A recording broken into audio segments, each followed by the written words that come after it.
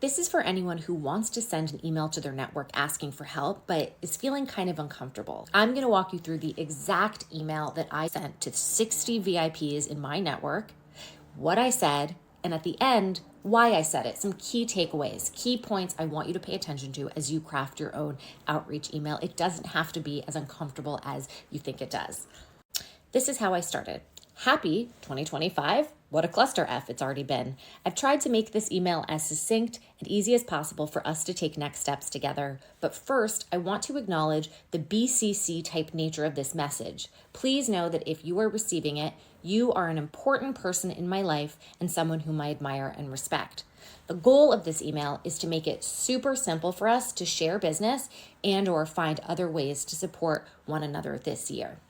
So just a quick note, the way that I began, I want to call it the elephant in the room, the fact that it is a BCC email. I did not have time for 60 plus people to write it super personally, but I want to make sure that they know that they were chosen in a personal way. I also want to set up the email in a way that they understand very quickly what it's about and what's in it for them.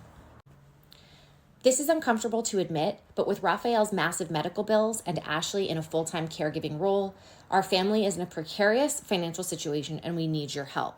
I'm looking to add a few more coaching clients plus speaking gigs, and I'm happy to give you a 10% commission on every deal I close because, well, ladies need to get paid. The good news is I'm excellent at what I do and have an amazing roster of organizations I've worked with, including NASA twice, Harvard Business School, and PayPal. I just need to broaden my network and be more intentional with my outreach. Lucky me, all my gigs have been inbound so far. So I'm a little vulnerable here, right? In sharing that my family does need help, but I very quickly segue into how this person can help me and also what I'm giving them in return, this 10% commission on every deal that I close. I also confirm that I am good at what I do, that them helping me, it's not a huge favor. And in fact, it's going to make them look good. And of course, if you're watching me thinking, well, I haven't spoken at NASA, I don't have a huge portfolio, it doesn't matter. You're still good at what you do. That's why you have the confidence to do it. So just remind them of that. Then I go into specifics on how they can help, complete with links to make it super easy for them to just copy and paste. Number 1, recommend me to anyone in your network who might benefit from coaching support. This document has info on who I work with, how I work, plus a blurb to make the intro easy. Post about me on LinkedIn, copy and paste this. Connect me to companies to invite me to speak and or sponsor Ladies Get Paid, copy and paste this. And finally, subscribe to my paid newsletter, Really Good Work Advice. Every week, I send a digestible deep dive into a skill for a better work life. It takes 10 minutes and $2 to read and includes a monthly goal-setting meetup. Learn more here. I just think it's a good idea not to overload an email, so to have hyperlinks to Google documents that if they're interested to learn more, you can put as much as you want there. Also, copy and paste. Make it as easy as possible for them to help you. Don't say, hey, post about me on LinkedIn. That requires them to put some thought into it. Instead, just tell them exactly what you want them to say and, of course, give them the option to edit. And here's how I ended the email. Please don't hesitate to let me know how I can help you.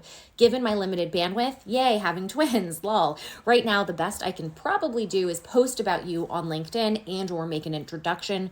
Just reply and I'll try to get back to you within the week. Big hug and good energy. Here's to surviving and maybe even thriving this year and beyond, Claire.